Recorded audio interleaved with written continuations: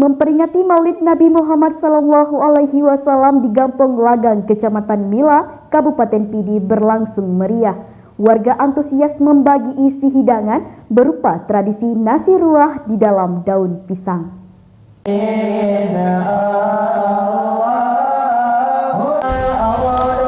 Pelaksanaan Maulid Nabi Muhammad SAW 1445 Hijriah tahun 2023 di Gampong Lagang Mila, Kabupaten Pidi berlangsung meriah.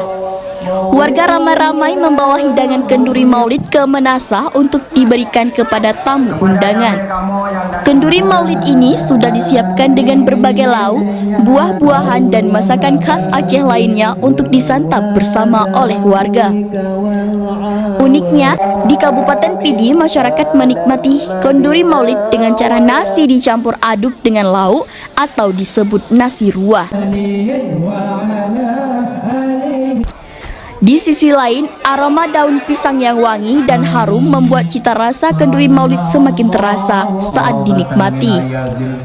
Gesik Gampong Lagang Mila, Ridwan mengatakan, masyarakat setempat jauh hari sebelum acara maulid digelar sudah mempersiapkan berbagai kebutuhan seperti hewan ternak ayam, bebek, dan lainnya untuk disembelih.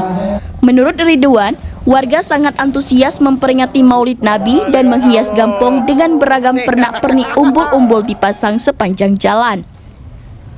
Bahkan warga di perantauan ikut pulang ke kampung halaman untuk mensukseskan acara Maulid, terutama para pemuda. Kalau di Pidi pada umumnya lebih meriah dan masyarakat lebih antusias.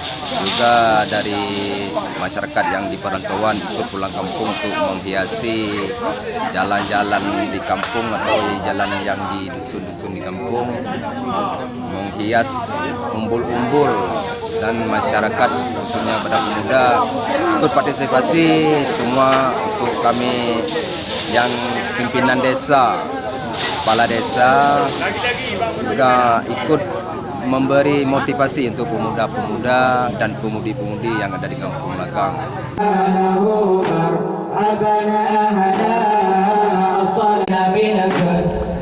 Ia menambahkan untuk menyemarak acara Maulid Nabi Muhammad SAW juga digelar zikir pada pagi hingga siang hari. Kemudian pada malamnya juga diadakan dakwah Islamiyah maupun ceramah agama yang diisi oleh Mubalik Tengku Mulyadi dari Kabupaten Biren.